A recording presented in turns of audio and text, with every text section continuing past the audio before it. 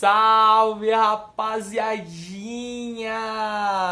Olha só, o último vídeo de revisão de história da trajetória de vocês dentro do colégio. A última avaliação. Vou parar de falar, senão eu vou chorar. Vocês sabem que eu sou assim, né? E o último vídeo de revisão, a última prova de história que vocês vão fazer, a primeira presencial depois de um ano e lá vai cacetada, né? Então, vim aqui para fazer esse vídeo de revisão, para deixar vocês mais seguros, tá? Mas eu tenho certeza que vocês vão continuar arrasando como vocês têm arrasado aí ao longo desse ano. Fechou? Então, o mesmo esquema de sempre, a prova não mudou muito, eu retirei algumas questões para não ficar tão pesada para vocês, porque eu sei que vai, né, ser um processo de retomada, ter que fazer a parte escrita, eu sei que vocês estão destreinados com relação a isso, então não se preocupem com nada além disso. E o vídeo de revisão, nada além disso, nada além de fazer uma boa revisão aí, né, e de e se expressarem na avaliação, tá? Mas fiquem tranquilos porque realmente não vai ser uma prova que vai tirar o sono de vocês, assim, vai ser uma prova em que vocês vão continuar ali tendo que fazer boas leituras e boas interpretações dos textos que eu coloco, das imagens que eu coloco, tá? Então, justamente por isso é que a revisão vai ser naquele esqueminha de relembrar com vocês os conteúdos que vão cair, tá? Comentar algumas coisas que vão ser cobradas de vocês aí para que vocês possam ter uma base para estudar, fechou? Então, começando primeiro, galera, o nosso primeiro tema é o tema do Holocausto Judeu, né? A perseguição que os nazistas empreenderam ali aos judeus no contexto ali, né, dos anos 1930, 1940 ali, quando chega a Segunda Guerra Mundial, né? A gente estudou bastante a questão da perseguição aos judeus, né? E eu queria lembrar a vocês dois elementos, né, dessa dinâmica de perseguição aos judeus. Então, o primeiro deles tem a ver com o fato de que os nazistas, evidentemente, eles estruturaram esse processo de perseguição, né? Foram eles que de fato levaram a cabo, né, essa ideia de solução final, né, como a gente viu em aula, mas eu sempre retomo isso, né, com vocês, todo o processo de ódio, né, esse antissemitismo, é um antissemitismo que já está presente na Europa de maneira geral desde o século XIX. Né? Obviamente isso não passa um pano para o que os nazistas fizeram, mas é um processo que já está ali, de certa forma, acontecendo na Europa desde o século XIX e no começo do século XX vai encontrar o seu auge ali, né? Os nazistas eles vão ter um olhar destacado para com os judeus, dentre vários outros fatores que a gente sabe, né? Dentro desse antissemitismo que já existe, mas nós vamos ter ali também, né, aquele processo de perseguição aos judeus que está atrelado à questão econômica da Alemanha, né? Então, quer dizer, a Alemanha vai passar por um momento de crise muito grande, essa perseguição aos judeus tem a dimensão também de exploração econômica, né? De tomar para si os bens, né, materiais, o dinheiro que os judeus têm naquele período. Mas para além dessa dimensão, a gente também nunca pode deixar de notar que todo o processo elaborado, desde a colocação dos guetos, né, o gueto de Varsóvia que a gente estudou com bastante afinco, mas todos os outros guetos que vão se organizar na Europa e todo o processo de perseguição mesmo, antes até de se chegar aos campos de concentração, indicam que uma prática do nazismo para com os grupos judeus era também uma prática de desumanização, né, de tirar a humanidade dos judeus. Por isso que a gente vê vários símbolos, como por exemplo dentro dos guetos, né, dentro do gueto de Varsóvia, por exemplo, a gente vai ter lá aquela necessidade, né, do uso da estrela de Davi na roupa, né, ou no braço. E tudo isso mostra, né, o quanto que havia essa vontade de caracterização, né, dos judeus como sendo grupos diferentes, né, justamente para provocar esse processo de desumanização. E a própria entrada, né, nos campos de concentração também revelam muito desse aspecto de desumanização, né? Além de a morte, né, a solução final ser encontrada, né, como a solução, né, para essa questão dos judeus, mas não é apenas a morte do corpo físico, podemos dizer assim, né? É também todo um processo de desumanização desse grupo, né, que vai aumentar ainda mais, né, se é que é possível aumentar o tamanho, né, do genocídio, o tamanho do crime, o tamanho da barbaridade que foi essa perseguição aos judeus, tá? O segundo ponto, então, na nossa prova que a gente vai ter a ver com o Brasil e a entrada do Brasil na Segunda Guerra Mundial, né? Então, vamos lembrar que o governo Vargas é um governo extremamente próximo, né, dos governos nazifascistas da Itália e da Alemanha, né? É público e notório que vários ministros do Getúlio eram ministros que tinham uma entrada muito forte, um diálogo muito forte com os ministros do Hitler, né? Então, o próprio fato, né, da captura da Olga Benário Prestes e de o Getúlio ter mandado a Olga, né, para os campos de concentração lá na Alemanha mostra essa proximidade ideológica, né, com as potências ali nazifascistas, né? Por outro lado, quando a Segunda Guerra se instaura, né, a gente nota que o Vargas ele vai ter um olhar extremamente atento e pragmático, né? Eu gosto sempre de interpretar esse evento como sendo um evento extremamente pragmático, revela o pragmatismo político que o Vargas tinha, porque, percebam, mesmo com toda essa proximidade que ele vai ter, ideologicamente falando, com o nazifascismo, o Vargas ele vai aproveitar do contexto da Segunda Guerra Mundial para conseguir colocar em prática o seu projeto econômico para o Brasil, que é desenvolvimento das indústrias de base, né? Então, quando a gente olha para esse movimento, né, da entrada do Brasil na Segunda Guerra Mundial, a gente tem que olhar de uma maneira dialética, como a gente sempre pensa dentro das nossas aulas de história. Então, por que o Vargas ele entra na guerra do lado dos aliados, né? Bom, ele entra na guerra do lado dos aliados, a gente sabe disso, porque ele encontra nos Estados Unidos um lugar que vai financiar a construção das suas primeiras indústrias de base. Por isso, pragmático. Porque tem uma lógica aí que é uma lógica econômica. É isso que faz com que o Vargas entre ao lado dos aliados na Segunda Guerra Mundial. Ponto. Agora, vamos tentar olhar o lado dos Estados Unidos, né? Vocês devem lembrar que há um tempo atrás nós trabalhamos dentro lá daquela lógica da política externa norte-americana com a política da boa vizinhança. A política da boa vizinhança, ela estava no auge dentro desse período.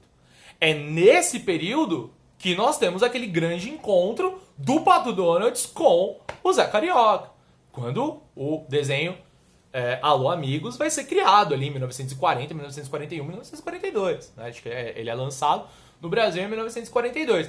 Você já tem ali a aproximação da Carmen Miranda fazendo shows nos Estados Unidos, por exemplo.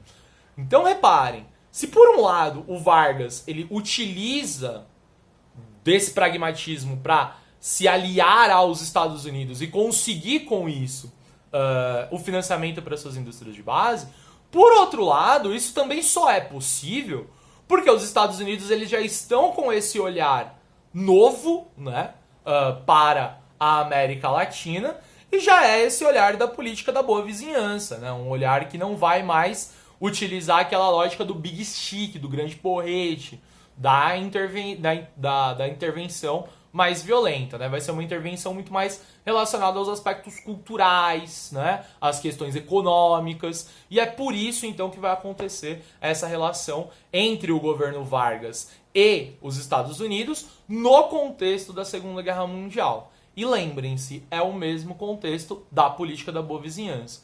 Juntando tudo isso, é que a gente consegue entender então que o Vargas vai não se afastar, né? Mas ele não vai estar atrelado à sua linha ideológica para fazer a escolha de entrar na guerra ao lado dos aliados. Por quê? Porque tem o contexto ali da necessidade de financiamento para as suas indústrias de base e também tem o contexto da política da boa vizinhança que está incidindo ali nesse período, ok?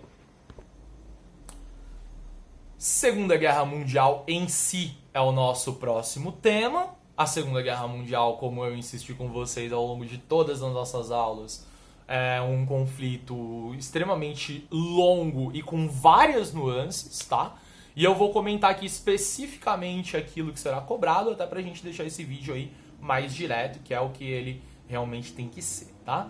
Então, lembrando que no começo da Segunda Guerra Mundial, nós temos um movimento muito específico e muito complexo de ser entendido, que é o movimento do pacto estabelecido entre a Alemanha de Adolf Hitler e a União Soviética de Joseph Stalin, né? O pacto Ribbentrop-Molotov, que vai ficar conhecido, né, como o pacto de não agressão germânico-soviético, né? Eu acho que esse talvez seja um dos pontos chaves, né, da Segunda Guerra Mundial, porque é muito complexo a gente entender o que faz, né, esses dois personagens, né, que até tem, né, alguma similaridade em alguns aspectos, como a gente viu em aula, mas que, como nós sabemos, né, o próprio Hitler ascende ao poder na Alemanha criticando e utilizando o medo, né, que a ameaça comunista vai ter, e ao mesmo tempo, né, o Stalin também se afastando cada vez mais, né, dessas tendências nazifascistas que vão surgir na Europa nos anos 30, o que faz com que eles, de fato, façam essa análise, né? Lembrem-se, essa assinatura desse pacto, do ponto de vista da Alemanha, é fundamental para os primeiros passos da guerra. Porque a Alemanha já tem no seu espaço de experiência, de aprendizagem, aquele elemento de que combater em duas frentes foi fundamental para a derrota na Primeira Guerra Mundial. O Hitler sabe que no momento em que ele ocupar a Polônia, a guerra vai se iniciar e ele está preparado para combater na frente ocidental, mas não está preparado para combater na frente oriental, para ter duas frentes de guerra. Então, nesse momento, é um ponto muito estratégico para o Hitler de conseguir ali evitar essas duas frentes de guerra. É isso que ele quer com esse movimento. Do ponto de vista da União Soviética, como entender isso? Percebam, ao mesmo tempo que ao mesmo tempo que a França e que a Inglaterra estão vendo a ascensão do nazismo e não estão tão preocupados assim com o nazismo, isso ocorre porque para a Inglaterra, para a França, o inimigo maior é o perigo vermelho vindo da União Soviética. Então, nesse momento, o Stalin também vai jogar um jogo muito pragmático, que é, nesse momento, eu não tenho forças suficientes para conseguir enfrentar essa frente de guerra aqui contra os alemães. E por outro lado, qual será que é verdadeiramente a faceta da Inglaterra, a faceta da França? Ora, se eles também são meus inimigos por conta dessa diferença do ponto de vista ideológico, Inglaterra e França capitalistas e a União Soviética comunista, o Stalin também faz o jogo pragmático de não querer uma guerra naquele momento, né? E nesse movimento, então, é que a gente consegue entender esse pacto de não agressão. Nada mais é do que um movimento dessas duas grandes potências de tentar criar um ambiente em que, para o caso da Alemanha, eles possam se concentrar em uma frente ocidental. A gente sabe que isso foi fundamental para todo o sprint inicial de guerra dos alemães, chegando até mesmo à ocupação da França, né? E por outro lado, a União Soviética, que também está vindo ainda num processo de pós-guerra civil, está vindo ainda num processo de industrialização, é um movimento que o Stalin faz para se preparar verdadeiramente para a guerra, porque ele sabe que uma hora vai chegar. Não poderia chegar naquele momento, porque naquele momento ele não estava preparado. E ele também vai jogar esse jogo, que é o jogo do pragmatismo que a gente está chamando aqui. Show? Voltando agora então ao nosso queridíssimo Getúlio Dornelles Vargas, para comentar um pouco sobre a ditadura do Vargas, né? A ditadura do Estado Novo, como a gente viu lá em 1937, o Vargas ele vai estruturar um golpe, né, a partir do plano Cohen para permanecer no poder, né, no momento em que ele teria ali que abrir mão desse poder e convocar eleições, né, para a população votar no próximo presidente. Ele não faz isso, ele dá um golpe de Estado e dar esse golpe de Estado inaugura ali um novo momento político do Brasil, né? É sempre importante a gente ter isso em mente, tá, galera? Porque o governo Vargas, como a gente trabalhou aí em aula, é um governo extremamente contraditório. Ele traz muita modernidade, ele moderniza o sistema político brasileiro, põe fim ao voto de cabresto, põe fim aos poderes das oligarquias estaduais, né? Vai modernizar, inclusive trazendo o voto das mulheres em 1934, mas em 1937 o que ele estrutura é uma ditadura. Tá? Com todas essas sílabas frisadas. É uma ditadura, ok? E se ela é uma ditadura, ela vai seguir todas as características de uma ditadura. Então, por exemplo, o Vargas, no mesmo dia em que o plano Cohen é divulgado, ele já vai ter uma constituição que ele vai lançar, e essa constituição, conhecida como a Polaca, porque era baseada na constituição da Polônia, era uma constituição que dava plenos poderes para o Getúlio Vargas, inclusive tomar todas as decisões que ele tiver que tomar, inclusive do ponto de vista econômico, mas também vai dar plenos poderes para o Vargas perseguir todos aqueles adversários políticos que forem contra ele. E é nesse momento que o Vargas ele vai se apropriar de uma instituição que já existe no Brasil, que é a instituição do DOPS, Departamento de Ordem Política e Social, que é um departamento encarregado de perseguir, né, fiscalizar ali e perseguir, espionar, desculpa, essa palavra é melhor, espionar e perseguir todos aqueles que forem contrários à política do Vargas. E por que ele pode fazer isso? Porque é uma ditadura. Porque a Constituição, apesar de ter uma Constituição, é uma Constituição que dá plenos poderes ao Vargas, que dá poderes pra ele como se ele fosse não. Dá poderes pra ele que o caracterizam como um ditador, tá claro? E ele vai utilizar muito do DOPS pra fazer esse movimento de perseguição.